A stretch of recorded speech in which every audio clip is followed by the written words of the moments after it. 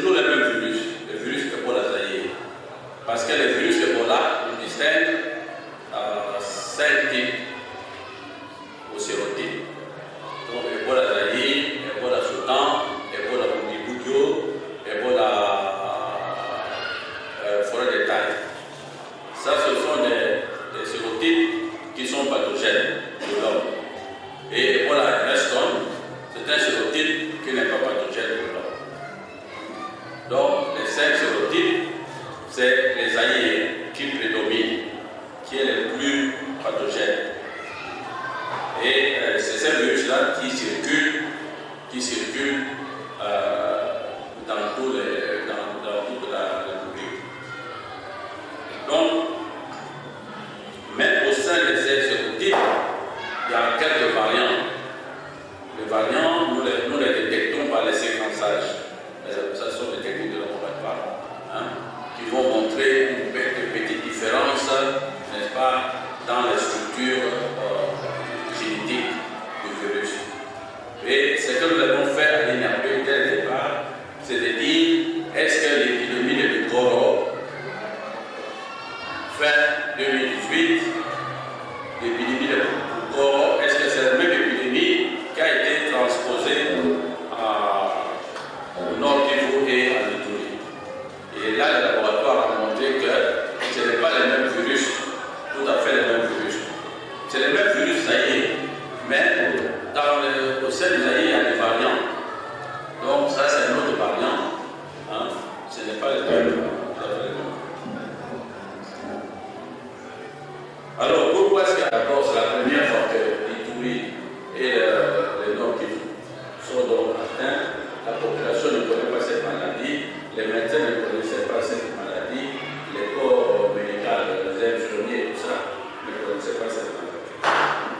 Et la deuxième raison, c'est que, comme je vous ai dit, il n'y a pas un engagement communautaire. L'engagement communautaire pour apporter son soutien aux mesures, aux stratégies de lutte prônées par le ministère de la Santé. Et troisième raison, je pense que le plus grand, c'est l'insécurité qui règne là-bas, qui fait que le corps médical ne sait pas aller suivre un contact, par exemple, qui est du côté de Maïma. À Béni, il y a beaucoup de montagnes, de vallées, et la population est vraiment compacte. Tandis qu'à Béni, c'est un peu plus aéré. Donc là où vraiment la population est compacte, le contact est beaucoup plus prononcé. Et la transmission sera donc beaucoup plus rapide. C'est vrai qu'il n'y a pas eu vraiment de. C'est pas si le comportement. Non, on ne peut pas comparer. L'Équateur, vous connaissez l'Équateur. Bon, je vous ai dit déjà la mentalité des gens de l'Équateur et la mentalité de Nord Kivu. Vous n'allez pas comparer avec la densité de la forêt de l'Équateur. Donc les contacts sont beaucoup plus grands. C'est une épidémie vraiment meurtrière. Est-ce que c'est un échec? Vous avez parlé des cas confirmés et des cas probables. Vous n'y avez même plus de singes, ils ont tout bouffé. Et il n'y a pas ceci et cela. Donc pour nous, c'était une surprise. Parce que d'abord, quand la maladie a apparu depuis, c'était en janvier 1995. Jusqu'à avril, on pensait que c'était la diarrhée avec sclérose et tout ça. On donnait des antibiotiques, ça ne marchait pas. On m'a appelé. Quand je suis arrivé, j'ai vu, après 3 jours, j'ai dit non, ça ce n'est pas la sclérose, cessez de donner les antibiotiques, ça c'est fait de l'hémorragie. Tout le monde a dit c'est pas possible. Nous avons prélevé les sanctions, on a envoyé aux États-Unis, la réponse est venue et c'était Ebola. Vous voyez? Donc, Ebola circule à Dubuque, ça va. Ebola circule à Moueka, au centre de Kassai, tout près, ça va. Ebola circule à Issio, forêt, ça va. Ebola circule à Likati, Ebola circule à Bouélé, Ebola circule, etc. Alors, nous, on se disait, notre inquiétude, je disais, alors, le prochain, c'est qui? C'est tombé le Nord Kivu. Le Nord Kivu c'était la première fois. C'était la première fois.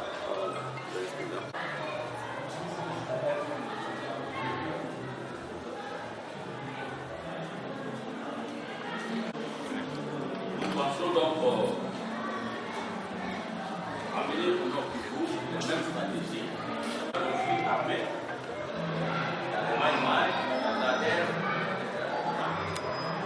parce qu'à ce moment-là, l'épicentre de l'épidémie, c'était à Mangina.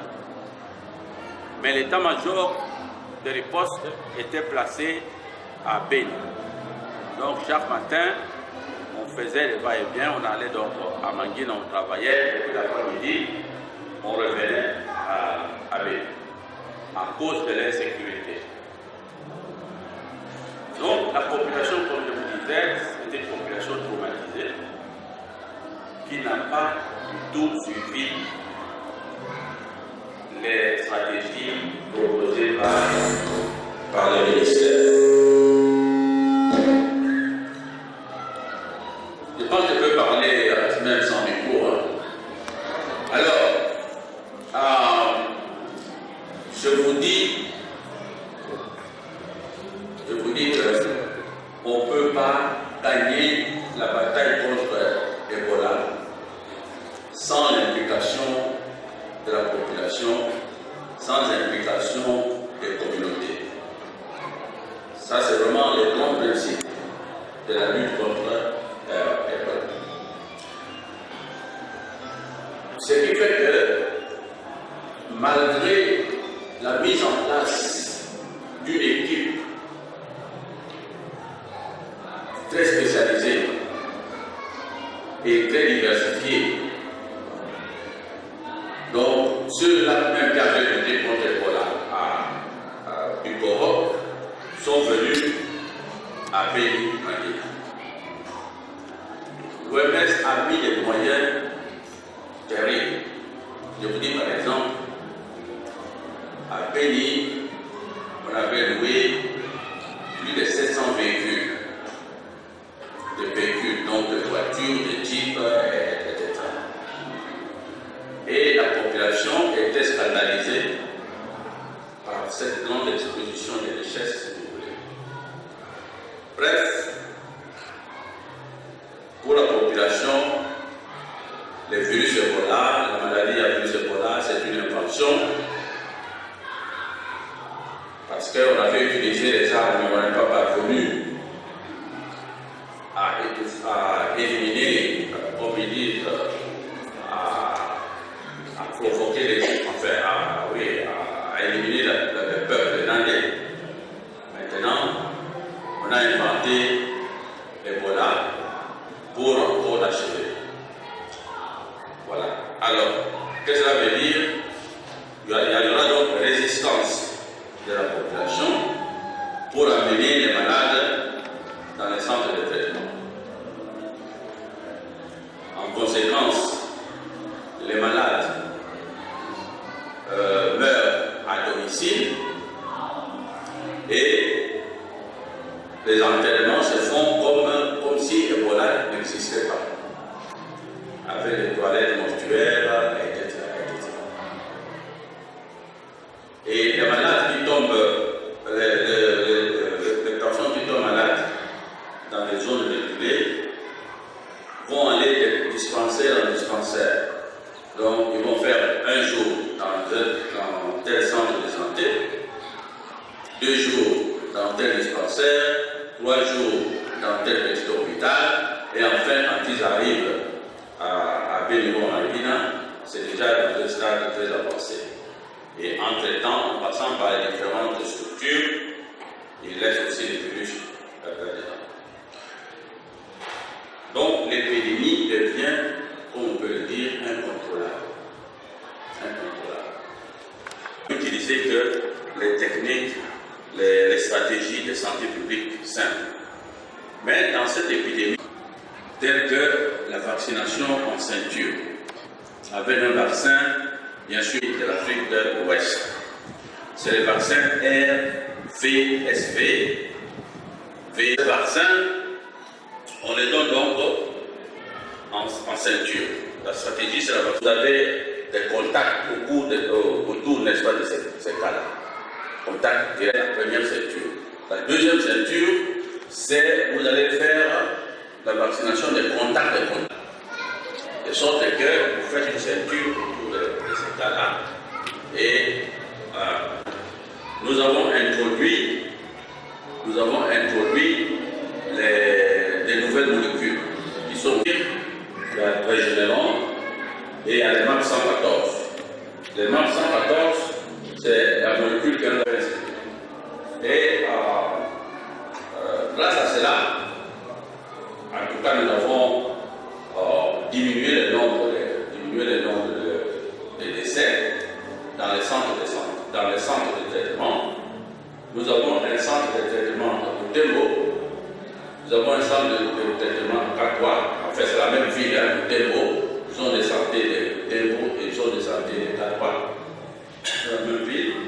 Nous avons le centre de traitement de Béni et nous avons le centre de traitement de Mangina.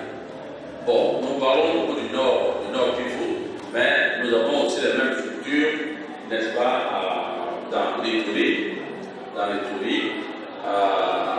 Gounia et à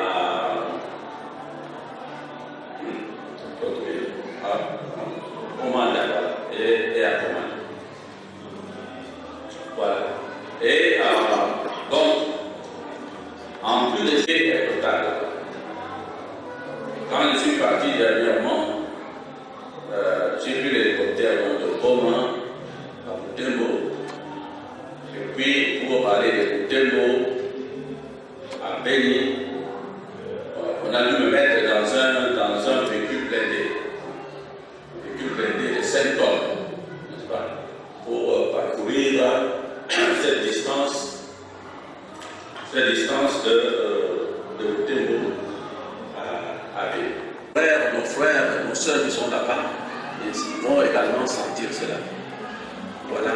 J'ai vraiment vécu cette solidarité-là des intellectuels du public pour créer des associations victimes de la fièvre hémorragique. Je pense que vous estimez que vous devez commencer par vous présenter, vous le faites. Si vous pensez que vous pouvez directement poser la question, tant mieux.